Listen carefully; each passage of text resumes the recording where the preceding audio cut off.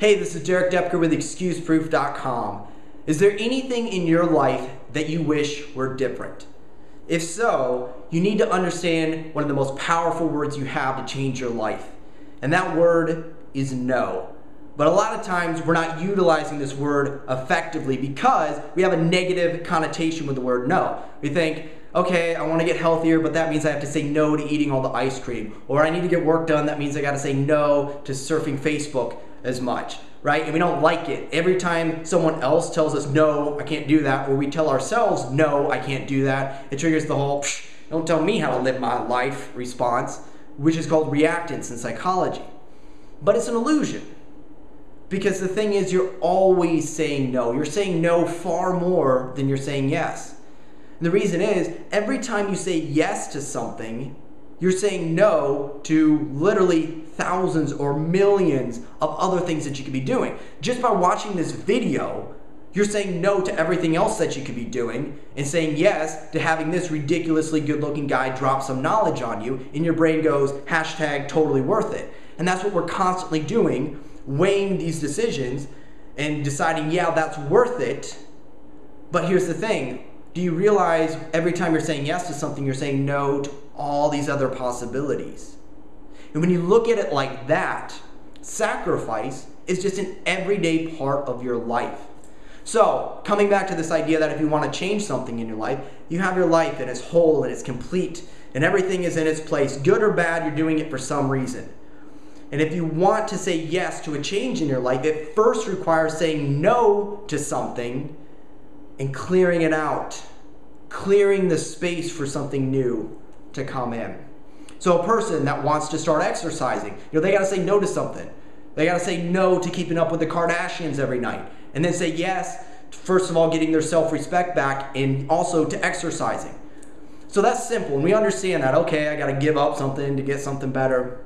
But the real challenge comes in when you realize it's not just some behaviors that you have to change.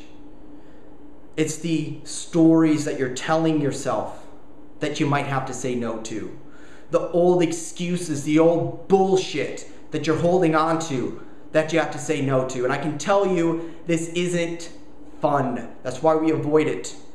Some of the most painful moments of my life have come from just self-reflection, looking back over the years and realizing that all the stories I had about why my life was the way it is and why things are the way they are, the stories, the excuses, the nonsense, I look at it and I had to say three very painful words. I was wrong. I was wrong. Maybe I didn't know better at the time, but maybe I was also just too scared to face the truth. And that's a painful experience to go through, and your ego will try to avoid that. It'll do one of two things. It'll go, no, I'm not wrong. It's these people that are wrong. It's these circumstances. It's the economy. It's this political party. It's whatever. Now look, those things can have an effect on your life that you can't control. People can do things to you that you have no control over. I recognize that. I appreciate that. But what you always have control over is how you respond to it, the story that you tell yourself about it, and whether you hold on to that story. Now, some people do something else. They go to the other side and they go, okay, I'm going to take personal responsibility. It's my fault because I'm an idiot, because I'm stupid, because I'm a dumbass, and that's why my life sucks. I was wrong because there's something wrong with me. Sorry, not going to let that slide. That's still a cop-out. You might go, well, Derek, isn't that taking personal responsibility? I'm putting it on me. No. It's taking something outside your control, but instead of saying it's something external, saying it's something internal that's outside my control. Think about it.